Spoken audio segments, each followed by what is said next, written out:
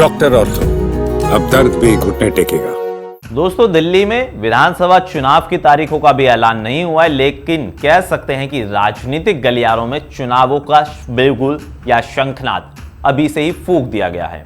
दोस्तों, हम बात कर रहे हैं आम आदमी पार्टी की, क्योंकि आज आम आदमी पार्टी का स्थापना दिवस था। लेकिन स्थापना दिवस के मौके पर हम कह सकते हैं कि पूर्व सीएम अरविंद केजरीवाल ने अपने कार्यकर्ताओं और विरोधियों को एक तरीके से चैलेंज भी कर दिया और दिखा भी दिया कि उनकी ताकत क्या है। दरअसल स्थापना दिवस के मौके पर आम आदमी पार्टी के जो तमाम कार्यकर्ता थे वो मौजूद रहे, लेकिन इस मौके पर मुख्यमंत्री आतिशी, पूर्व सीएम अरविंद केजरीवाल, कैबिनेट मंत्री सौरभ भारद्वाज, संजय सिंह, डिप्टी सीएम पूर्व जो मनीष सिसोदिया थे, ये सभी नेता एक मंच पर नजर आए और कार्यकर्ताओं में जान फूंकने की कोशिश की। क्योंकि देखिए दोस्तों, दिल्ली में हम कह सकते हैं कि जनवरी की शुरुआत में या फिर फरवरी के अंत में विधानसभा चुनावों की तारीखों का ऐलान हो सकता है और आम आदमी पार्टी के पास इस बार दिल्ली विधानसभा चुनाव में वापसी करने के लिए कई चुनौतियां हैं। क्योंकि चुनौतियां क्या हैं उसके बारे में मैं आगे बात करूंगा, लेकिन बात आज अरविंद केजरीवाल के संबोधन को लेकर करेंगे।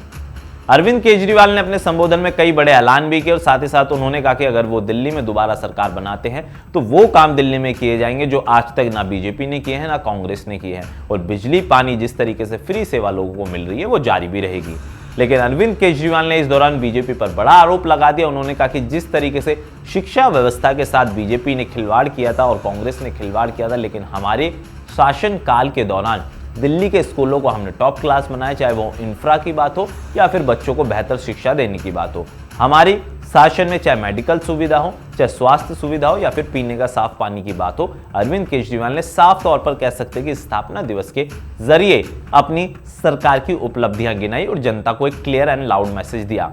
लेकिन अब बात कर लेते हैं दोस्तों, अरविंद केजरीवाल के सामने चुनौतियां क्या रहने वाली है विधानसभा चुनाव में।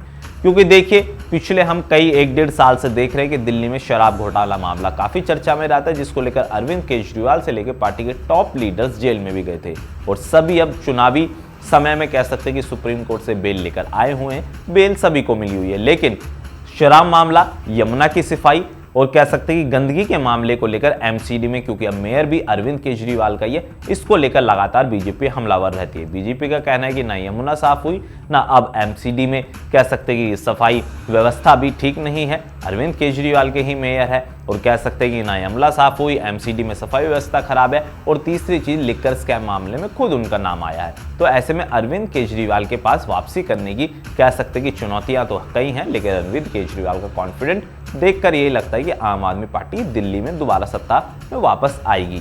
लेकिन आपको क्या लगता है, हमें कमेंट करके बताएं। बहुत बहुत शुक्रिया।